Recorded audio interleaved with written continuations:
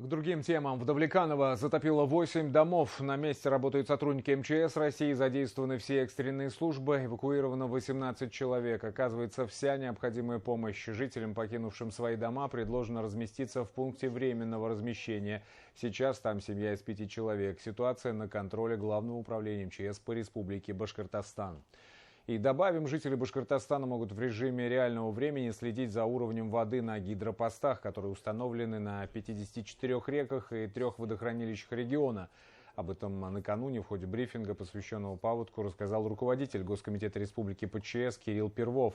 На сайте ведомства нужно кликнуть баннер «Паводок 2.0», который переводит на систему гидромониторинга.